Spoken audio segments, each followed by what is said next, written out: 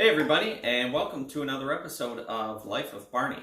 And today we're unboxing the Cuisinart Professional Quality Food Slicer. Play the intro.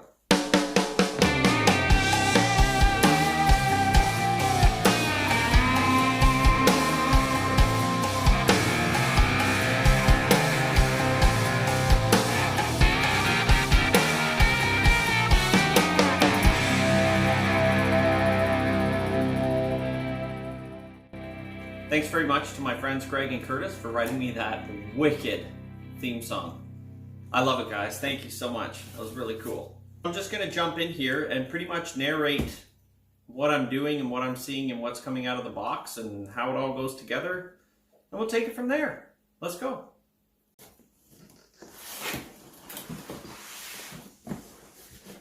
All right, let's have a look here. Special thanks to my wife Holly. This was a Christmas gift.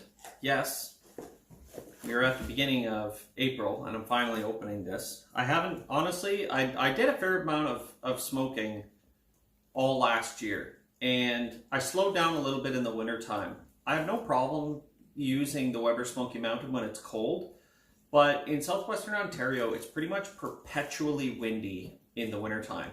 So trying to use it as a smoker becomes extremely difficult. And I thought, why don't I just use the snow and build it all up around? And I think I mentioned that in my winter tips for the Weber Smoky Mountain. But we're not talking about that today. We're talking about this.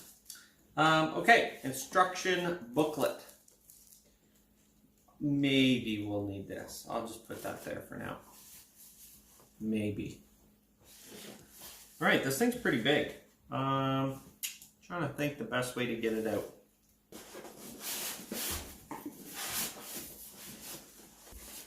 Yeet. Cool.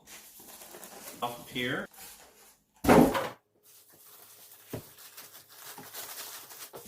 I'm sure there's an opening somewhere on this plastic, and I'm really too lazy to try and find it.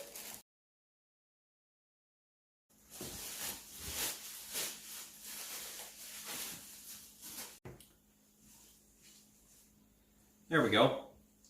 Power cord's got the little belt on it. That's fine. I'll take that off when I'm ready to fire it up. Let's see here. I guess we got some paper protecting some things. We also have a little warning label or a little advisory sticker on the blade itself. Remove label and blade guard before use. That's good advice. Easy does it. Remove before use. I'm just knocking all these things off the to-do list. Okay, here are some stats about it actually on this handy little information chart. So the Cuisinart Food Slicer, it has a removable 18.75 centimeter blade. For my American friends, that's 7.5 inches. It's an undulated stainless steel cutting blade, so it's not just one thin, like a pizza slicer for instance. It actually has the undulation, which are the little indentations along the blade edge. It has a 130 watt motor, safe and stable operation. Well, I haven't really fired this up or put it all together, but they say it's stable, and I hate stuff that rocks back and forth on the counter. Oh, this thing's not going anywhere.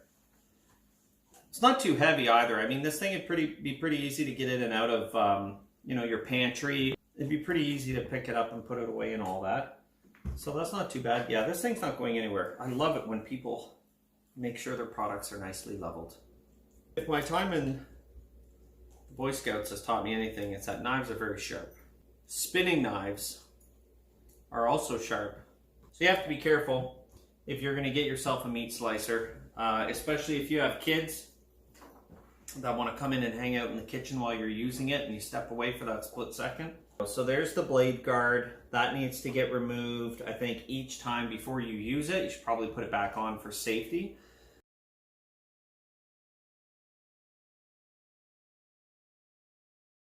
Now that I've removed all the packing tape and cardboard and protective guards and everything, I'm going to plug it in and fire it up just to make sure it works. Not too bad length of a power cord. That's got to be, what, 3 feet, I guess? 3 feet, I think, for most kitchens I've seen at friends' houses and my house and whatnot, you usually find a spot.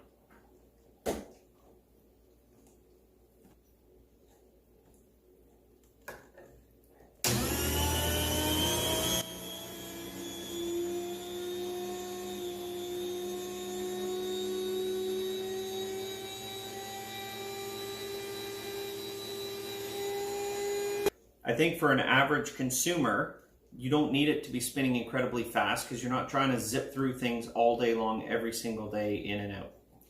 But that is pretty cool. Giving you folks a little close-up here.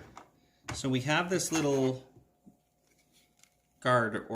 So you would put your meat in there and you would hold it in place as you slide back and forth. It travels pretty smoothly. One of the other things it has is a nice cleaning feature. And really all I mean by that is if you flip this piece over, it has a little button on the back. And yes, that's upside down, but it says press to release. And that's because you can actually pop off. Oh, there she goes. You can actually pop off the surface where you put the meat.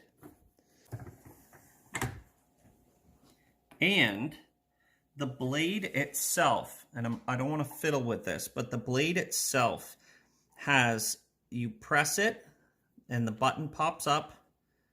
You flip up the button, you can turn it and remove the blade to wash it.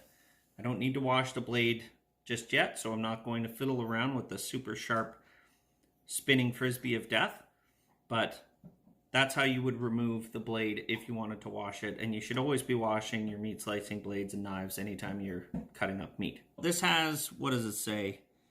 0, 5, 10, and 15. So that would be in millimeters. And as you turn the knob or the handle, and if you come up and look down here, you'll see that the part that the meat rests against will go backwards to give you a thicker slice, or you can turn it back towards 0 or 1 millimeter thickness. So it gives you varying degrees of control for how thick you want your meat. Basically, the possibilities are endless. Any kind of meat you want sliced, you can slice it. Just make sure, as I've said with many things, look after your kit. Take care of your tools, take care of your equipment. Wash your blade if you're going to get a meat slicer. Wash your blade. Wash the surface that the food goes on. Even if you're only cutting, maybe you want to cut some thin slices of bread or something like that, because this will also do bread. You still have to wash it when you're done. All right? I think that's all I've got to say about this product. If you folks have any questions, let me know in the comments, because by the time the video posts, I likely will have given this a shot. And I do plan on doing a rump roast at some point in the next week or so. And I'll film that because I want to show you guys once it comes off the smoker and it rests and everything. I'm going to put it through the meat slicer and actually make some proper homemade deli meat that is super thin, great for sandwiches. Hope you guys liked today's video. I mean, I've never done an unboxing before, so this was kind of fun for me as well. I haven't seen you in a while. Sorry for the lack of posting. Just life got busy. And for the new subscribers, thanks for joining me. And for all the subscribers who have been with me since the beginning, it's good to see you again. You folks take care, and don't tell my parents I was smoking in the backyard. I'll see you next time.